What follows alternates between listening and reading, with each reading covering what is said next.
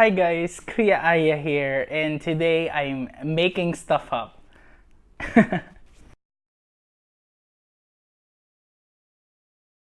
Kidding aside, I'm actually making a read-a-thon for cloak books.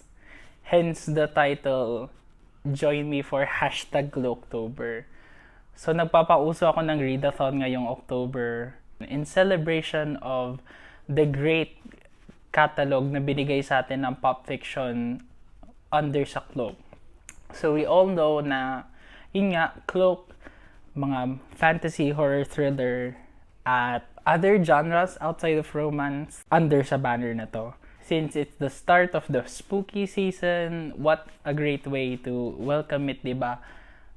By reading Cloak books. So what is a read-a-thon anyways? Well, a read-a-thon is basically an event where people read books in a certain amount of time. This read-a-thon will last for a month. It will start from October 1 and will end on October 31. The goal for this read-a-thon is to basically read Cloak books. Ang challenge, babasahin mo lang sa buong month na to is books under Cloak. What type of Cloak books are you supposed to read? So basically, every Cloak book pwede siya. Pero to spice things up, I actually made some challenges para sa read-a-thon na to. These challenges are the different classes we have for RPGs. There are 5 classes that I've prepared, and hopefully ma-enjoy nyo yung mga challenge na yon at ma-challenge din kayo para magbasa outside sa comfort zone nyo, especially when it comes to Cloak. Kasi usually, for example, para sa akin, there's only a certain type of Cloak book that I really like. I don't usually venture into other genres within Cloak. Pero hopefully by this reading challenge is ma-challenge din kayo kasi for sure, china-challenge ko rin yung sarili ko. So the first challenge is under the banner of Fighter. Fighter class, ito yung usually na mga nakikita natin yung mga knight, yung mga hero type na mga character will fall under the fighter class. Fighters are usually associated with men. I'm not saying that there are not women fighters. I'm just saying that sometimes or most of the times fighters are usually associated with men. And with this in mind, the challenge for the fighter class is to read a book with a male point of view. So any Cloak book na may male point of view is pwede niyong basahin para ma-accomplish tong challenge na ito. And for this challenge, I'm going to be reading Fallen, Part 1, Exordium by Sunako Nakahara. And I'm quite excited kasi to be honest, this is the first book I bought from Cloak. Pero up until now, which has been, what? I started college in 2014, in 5 years, I think. 2014, 2015. In 4 to 5 years, hindi ko pa rin natatapos tong libro na to. Like, can you imagine? Diba? So, yan. For this challenge, I'm going to be reading this book. For the second challenge, we're going to be talking about the Magician class. Yung Magician class, anything magical or whimsical, nandito sa class na to. So for this challenge, I want you to read a book that is set in a magical setting. Basta any setting outside the mundane world will fit into this challenge very well. I think yung mga academy or something high books mag-fit in very well into this category. Or basta anything na makakapag-explore ka ng new environment, pasok dito sa category na to. So for this challenge, I'm going to be reading Emerald by One-chan. I bought this in Popfic Fest 5. Pero hanggang ngayon hindi ko pa rin siya nababasa. So yun talaga yung challenge dito, no? Yung challenge para sa akin is basahin yung mga libro na hindi ko pa nabasa na matagal nang nabili ko. I know that this book, no, parang may fairies ata. Hindi ko sure. Basta, princess siya ng ibang world, dimension. I'm not sure. May magic ba dito? I'm sure there's poisoning. I'm sure this is inspired by Snow White. Dahil may apple. Pero mali mo hindi. I could be wrong. Pero ayun. So, the third challenge is for the rogue class. Anything related to the rogue class ay thieves, assassins, gangsters, mafia, yun. Anything related in that category is pasok sa challenge nito. So basically, the challenge is to read any book under cloak na related sa gangsters, assassins, or the mafia. For this book, I'm going to be reading Never Wake the Demon by Raven. Based on the blurb sa likod, meron siyang connection sa mafia.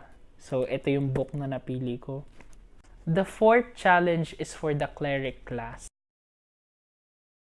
This class is not to be mistaken with the magician class. Pwede mo siyang pagsamahin sa isang category. Pero para sa challenge na ito, no, gusto ko na magbasa kayo ng libro na tinatawag kong lo-fi fantasy. So, parang hindi siya talaga full-on fantasy. Sometimes these types of books have romance as the bigger plot point. Tapos may fantasy elements lang na nakasprinkle throughout the book. Great examples for this challenge are When the Rain Stopped Falling by Kuya Ken and She Who Stole Cupid's Arrow by Ate Ali. Those books have basically mundane things, mundane characters most of the time, with fantasy elements infused into them. Pero hindi siya yung full-on fantasy na makakapag-explore ka ng bagong world. Usually within the world lang rin sila nag-ooperate. Within the mundane world lang rin sila nag-ooperate. Kaya, yun yung tinatawag ka ng lo-fi fantasy books. So, for this one, I'm going to be reading Glass Sneakers by Crossroad. I'm sure there are kingdoms here, pero sa isip ko kasi, para siyang Princess Diaries. Parang ganon. Kasi very modern na siya kung isipin mo kasi sneakers nga yung involved dito.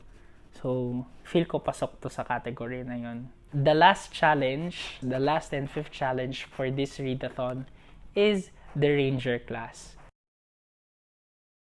So, para sa Ranger class, I want you to read any book that involves horror or thriller. So, any horror or thriller book, pasok sa challenge na to. So, for this challenge, I'm going to be reading No One Will Know by Biatch because I know this is a thriller. You can mix and match yung books para sa categories. For example, Fallen could also fall into the cleric category kasi sabi ko nga, it still happens in the mundane world. Yun nga lang may angels na involved. So, pasok na siya dun sa fighter class tsaka sa cleric class. So, you can only read this book para matapos yung dalawang challenge na yun. You can do that. So, just so I show you, this is my TBR for the month of October or the month of cloaktober. Makapauso talaga yun, no? I also made these challenges in consideration of the wide range nga ng genres na binigay sa atin ng pop fiction.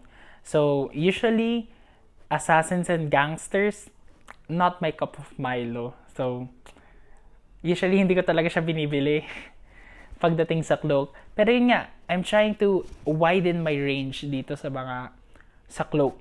So, I hope you participate in the challenges para ma-expand nyo rin yung mga genres na usually binabasa nyo sa cloak. Now, let's talk about the prizes. To be honest, ang prize lang na meron talaga kayo dito is bragging rights na natapos nyo tong bagay na to. Pero kung isipin mo naman, mga read-a-thons, hindi naman siya talaga para sa prizes eh. It's more on challenging talaga yourself to read more books in a certain amount of time. Pero kung hindi kayo satisfied doon, I'm also making character emotes. Well, tinatawag ko siyang character emotes, no? Para sa challenge na ito. So, every time you finish a challenge, you can just DM me through Twitter. My handle is @kuyaahya. So, if you finish a challenge, message nyo lang ako. So, bibigyan ko kayo ng design para sa character na to na dinesign ko. Itong 5 character. And one character here represents a class. So, there's the fighter, the mage, the rogue, the cleric, and the hunter. Pero syempre, i-render ko pa rin siya sa Photoshop para mas maganda siya tingnan. So, yun. If you finish a challenge, and please be honest when you finish a challenge. When you finish a challenge, you can just message me on Twitter. And please use the hashtag cloaktober when sharing your achievements online para mabasa ng iba. I hope many people join dito sa read-a-thon na to. For sure, I'll be tagging every cloak author. Siguro yung pop fiction na rin once I share this on Twitter. Pero I just really want to celebrate pop fiction, especially cloak. Yun nga, sa lahat, marami ng books na binigay nila sa atin. I actually made a guide para kung anong books kung saan papasok silang category. I'll post it on Twitter too. So, abangan nyo yun. Para alam nyo kung anong books yung meron na kayo na malay nyo pasok sa challenge na to. And, yun, I just really want to celebrate pop fiction and cloak as a whole in this month of October. Kasi parang there are many gems dito sa pop fiction, and I'm so sad na sobrang underrated talaga minsan ng mga Filipino published books, especially with the drama that happened in Twitter in the past few weeks. May nagpost ng libro ni Blue Maiden, yung I'm in love with a player or dating a player.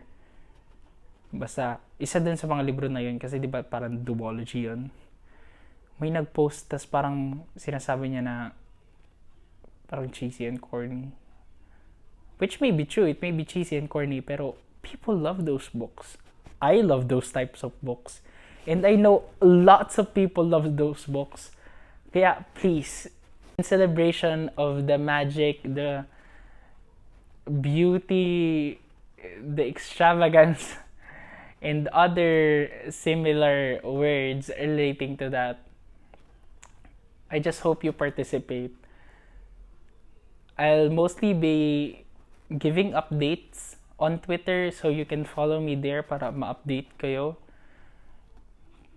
And I hope na magawa niyo yung mga challenges kasi I hope that I can do the challenges too. I'm challenging myself very much. It usually takes me a few days, less than a week, to read a book, pero since new territory nga ako para sa halos lahat ng libro na to, ayun, matcha-challenge talaga ako. Hopefully matapos ko sila, sabihin natin 1 book a week. And there are only 4 weeks, I think, for the month of October. So, kailangan mas mabilis pa ako dun magbasa.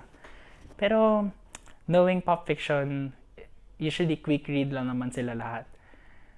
I hope you participate. Kanina ko pa sinasabi, pero I really hope you participate.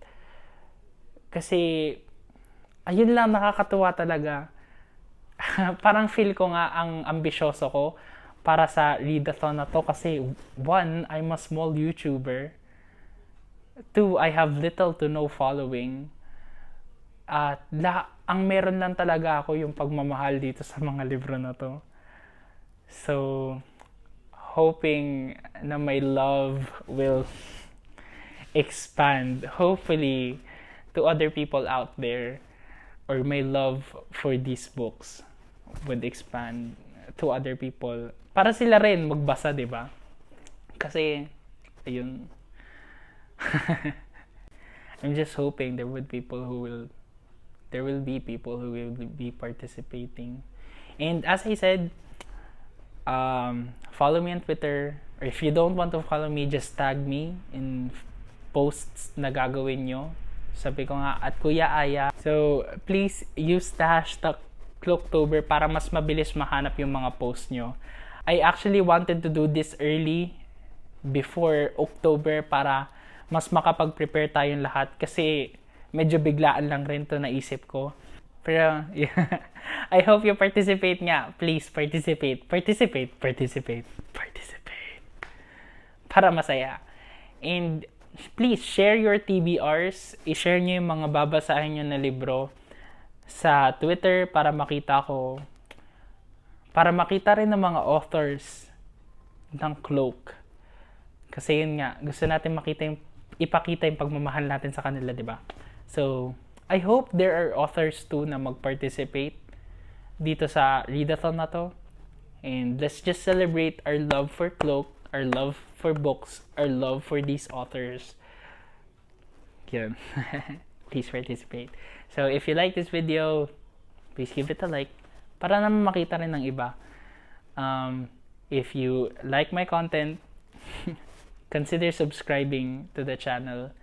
And, yun lang. Participate. Parang, maraming beses ko sasabihin niya participate. Kahit ngayon, patapos na, please participate. Kuya Aya signing out. Bye.